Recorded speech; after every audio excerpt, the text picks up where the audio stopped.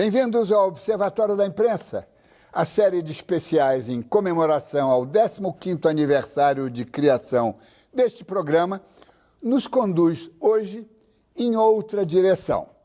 Nosso convidado é um experimentado e brilhante jornalista que converteu-se no estudioso da mídia contemporânea por força da função de ministro-chefe da Secretaria de Comunicação Social da Presidência da República no segundo mandato do presidente Lula, mas também como decorrência de uma consciência crítica da qual raros são os profissionais que dela conseguem escapar.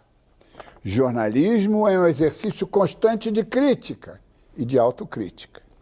Franklin Martins, quando a presidente Dilma se sente que a imprensa está incomodando demais, ela tem já um truque, né? Ela convida você para uma conversa no Palácio, espalha para todo mundo que você esteve no Palácio, ninguém sabe o que vocês falaram, né? E logo em seguida a mídia arrefece os seus entusiasmos, né? Como é que você se sente como o grande terror da grande mídia, né? Ô, Diniz, antes de mais nada, queria dizer meu prazer de estar aqui no teu programa, completando 15 anos. Um programa importantíssimo, tua página na internet, o Observatório de Imprensa também. Então, eu queria primeiro dizer do meu prazer. Segundo, isso é folclore, né? Porque eu acho que se a presidente Dilma me convidasse toda vez que a imprensa chateia ela demais, ela me convidava todo dia para ir lá, porque a imprensa não larga o pé dela. E eu acho que eu e a Dilma somos amigos, nós construímos uma amizade grande durante o nosso período de governo, no segundo mandato do presidente Lula, ela como ministra-chefe da Casa Civil, eu como ministro-chefe da SECOM. Construímos uma amizade, nós conversamos regularmente. Eu digo praticamente todo mês conversando, trocando ideias, evidentemente, ideias sobre política, mas também sobre literatura, sobre outras coisas. Então, isso aí não é um problema meu e acho que nem da presidente Dilma. Claro. Eu acho que é o problema da imprensa. Agora, se ela, de vez em quando, resolve chuchar um pouquinho a imprensa, entende? Comigo, pode ser também, é um direito que ela tem. Faz muito bem, faz muito bem. Mas uma das coisas que se brande por aí, não é? É como o terror, não é? O fantasma que você tira do armário é o negócio do marco regulatório da mídia. Aí todo mundo fica incomodado. Como é que você vê essa questão do marco regulatório? Tirando toda o folclore. Eu acho que quem fica incomodado, de um modo geral, são os donos dos grandes grupos de comunicação. Porque eu acho que, de um modo geral, a população não fica nem um pouco incomodada com essa questão do marco regulatório. A questão é a seguinte, Diniz, nós precisamos desesperadamente de um marco regulatório para as comunicações. Nós estamos vivendo um momento no mundo de convergência das comunicações eletrônicas. Isso significa que o celular e a televisão portátil, o computador, tudo isso afunilando para a mesma coisa. Não haverá diferença entre televisão e computador dentro de muito pouco tempo, entre celular e televisão portátil dentro de muito pouco tempo.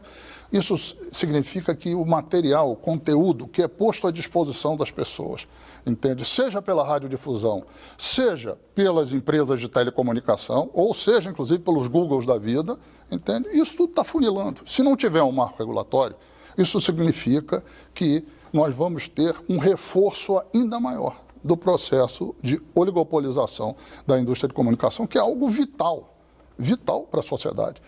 E uma questão curiosa é o seguinte, eu não falo de regulação da mídia, eu falo de regulação das comunicações eletrônicas. Isso tem a ver com o espectro eletromagnético. Explicando para os telespectadores, o espectro eletromagnético é por onde circula a radiodifusão e também, hoje em dia, por onde circula boa parte da telefonia, principalmente a telefonia móvel.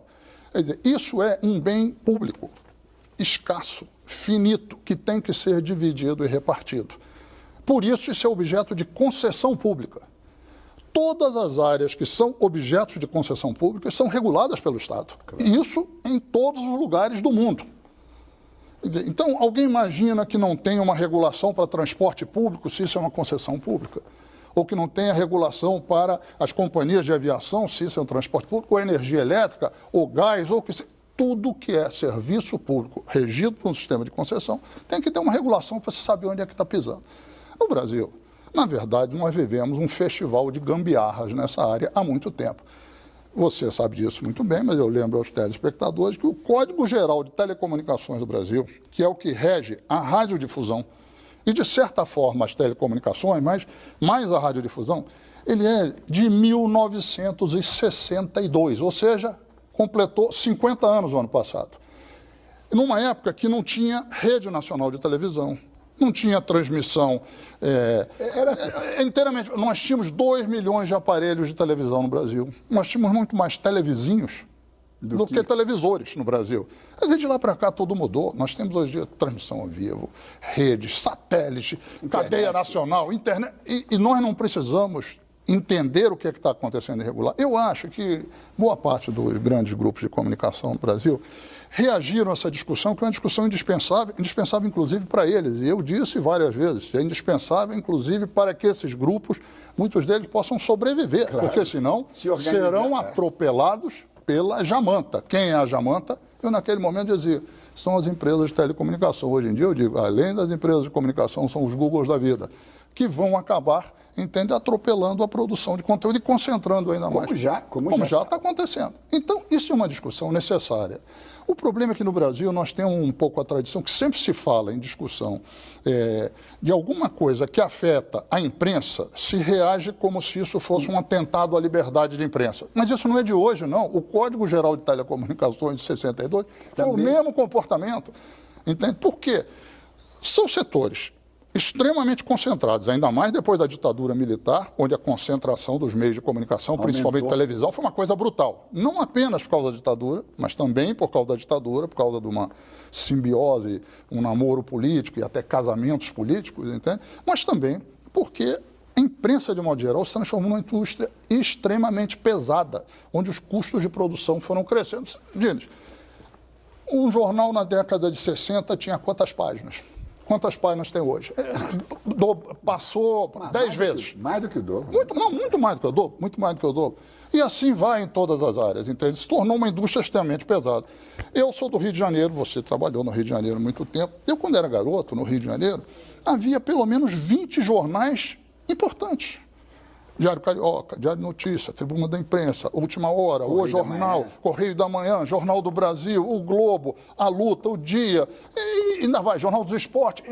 Quantos jornais existem hoje em dia no Rio? Quantos grupos de comunicação? 2 grupos de comunicação no Rio. Ou seja, você tem um processo de concentração, de afunilamento, e isso aconteceu na mídia impressa, mas isso aconteceu na televisão, isso aconteceu no rádio. Quer dizer, esse processo de concentração. Nós estamos vivendo um momento novo, porque as novas tecnologias, a digitalização, a internet, ela, ao mesmo tempo que, ao promover essa convergência da comunicação eletrônica, ela exige uma regulação de novo tipo que seja capaz de lidar com tudo isso, ela também permite, isso é extremamente positivo, ela permite um barateamento dos custos de produção extraordinários. E, portanto, ela permite também que volte um pouco o tempo heróico da imprensa, onde jornalistas, pessoas que não eram grandes grupos, grandes empresários, podem lançar as suas publicações, os seus jornais. Agora, considerando que a palavra marco regulatório lembra um fantasma, uma coisa aterrorizante, e levando em conta que fora do Brasil existem uma série de medidas reguladoras que funcionam, por exemplo, a arbitragem da concorrência nos Estados Unidos feita pela FCC, que é de 34, que arbitra a concorrência, que arbitra, inclusive, impede a propriedade cruzada, a concentração numa mesma região. Essas são coisas que podiam sendo feitas sem entrar nesse grande desenho que assusta, que é meio apocalíptico, né? Não, eu discordo de você. Eu acho que isso são coisas normais de ser discutidas. Fantasmas existem para quem acredita em fantasma. Pessoas que botam o pé no chão, que são razoáveis, que olham o mundo de frente, ou que não querem manipular a opinião pública, porque grande parte disso é algo deliberado por parte da imprensa, tentando interditar uma discussão da imprensa. Porque a imprensa gosta de discutir todo mundo, menos ela. Você sabe disso muito bem. Que o diga. Você sabe disso muito bem. Então, a discussão de um marco regulatório, no fundo, é uma discussão sobre a imprensa que temos, a indústria de entretenimento que temos pela via da radiodifusão, mas também uma discussão sobre os direitos da população à informação, à pluralidade, tudo isso. Isso é uma discussão que existe no mundo inteiro. Em todos os países democráticos existe isso. Tem na Inglaterra, tem na França, tem na Itália, tem nos Estados Unidos. Eu, quando era ministro da SECOM, a SECOM promoveu um seminário internacional e trouxe representantes das agências de todos esses países, da Argentina também, dos Estados Unidos, de Portugal, da Espanha. Existe regulação em todos esses países. Isso não tem nada a ver com controle de conteúdo, porque censura é um controle prévio de conteúdo. Isso, em momento algum, foi proposto em lugar algum. Então, isso é só uma tentativa de ver se criando assim, uma grande confusão, interdita o debate. Só que isso não vai dar certo porque a convergência ela impõe mudanças. Claro. E isso terá que ser discutido. De alguma forma, isso terá que ser discutido. Agora, dentro dessa, digamos, dessa estratégia de tentar algumas coisas que, aperitivos, digamos, que pudessem avançar, promover e mostrar para a sociedade que é possível fazer avanços significativos, uma das coisas, e nós temos nessa série de depoimentos, isso tem aparecido, é a questão, por exemplo, da concessão de canais de radiodifusão a parlamentares ou a pessoas que ocupem funções importantes dentro da República, né? Isso é uma das aberrações maiores. Nós temos hoje, os estudos estão sempre superados, né? Mas calcula-se que, sei lá, quantos parlamentares, 60% das concessões hoje sejam de parlamentares, de rádio e TV, né? Isso é uma distorção do sistema, né? E tem sido aproveitado também até do ponto de vista religioso, que parte dessas concessões vão para confissões religiosas, então cria-se uma confusão que afeta inclusive a imagem do país secular, democrático. Como é que você vê isso? Não podia ser feito alguma coisa? Alguma coisa tem sido feita, eu vou dizer. Houve há pouco tempo, cerca de um ano e meio atrás, a votação de uma lei de TV por assinatura, que eu acho que fez alguma regulação no setor, exatamente, fez regulação.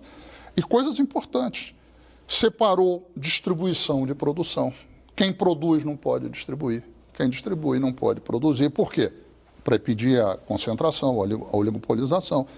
Estabeleceu cotas para a produção nacional, cotas para a produção regional, cotas para a produção independente. Diga-se de passagem, tudo isso previsto na Constituição da nossa República. Claro. E que estão adormecidas, todos esses dispositivos na Constituição da nossa República, que nunca foram regulados. A Constituição da República fala que não pode ter oligopolização na comunicação social. É o único setor onde ela especificamente diz não pode ter. Isso nunca foi regulado. Ela diz que tem que ter produção nacional, isso nunca foi regulado. Diz que a radiodifusão deve se concentrar basicamente na produção de informação, nunca foi regulado.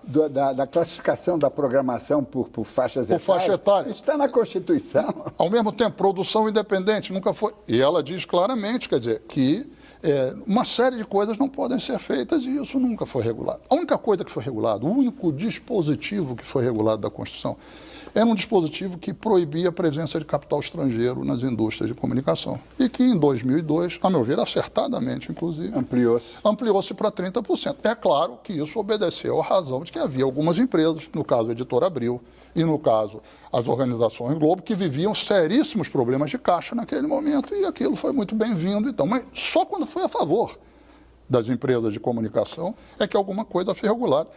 E a sociedade? E o cidadão? Ele não tem direito à pluralidade. Sim. E as TVs e rádios comunitárias vão continuar a ser perseguidas do jeito que são, como se fossem... uma excrescência existe no mundo inteiro e isso é parte importante do processo de comunicação. Então, tudo isso necessita uma regulação. Aí você diz, não, mas podia se fazer por aqui, por ali. Claro, outras coisas que tem que estar. O parlamentar não pode ter televisão e não pode ter rádio. A Constituição não proíbe especificamente o parlamentar, mas ela diz o seguinte, quem goza de foro privilegiado, ou seja, o parlamentar, e juízes, etc. e tal, não pode ser detentor de concessão pública, então ele não pode.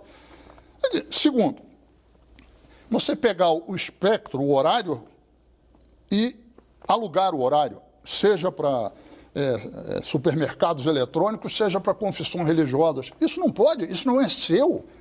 O espectro, você usa do espectro é uma concessão. Ele é público, ele é do Estado. Quer dizer, então, é evidente que isso virou, como eu costumo usar essa expressão, é um cipoal de gambiarra, porque não existe um marco regulatório. Até claro, o marco regulatório não tem nada de espantoso. Nos Estados Unidos existe um marco regulatório. Eles regulam mais pela via econômica, proibindo a propriedade cruzada. Exatamente. Entende? Então, se uma empresa ela tem um jornal num determinado estado, ela não pode ter televisão e não pode ter rádio. Entende? Já na Europa, regula-se não apenas dessa forma, mas isso é na Inglaterra, isso é na França, isso é na Alemanha, regula-se inclusive estabelecendo determinadas obrigações de conteúdo. Ou seja, você não pode fazer racismo, você não pode instilar o ódio na sociedade. E se você fizer isso, tem um sensor lá dentro das televisões, não tem sensor nenhum, mas se você fizer, alguém pode recorrer a uma instância que vai examina e que se você for condenado, quais são as penas? A primeira pena que em geral se tem é o seguinte, a própria televisão, o rádio vai ter que fazer o que eles chamam shame on name, ou seja, ele vai ter que dizer assim, eu cometi um erro de tal natureza e o órgão regulador apontou esse erro e eu estou aqui, etc. e tal. Franklin, o negócio está bom, vamos fazer um breve intervalo e voltamos já.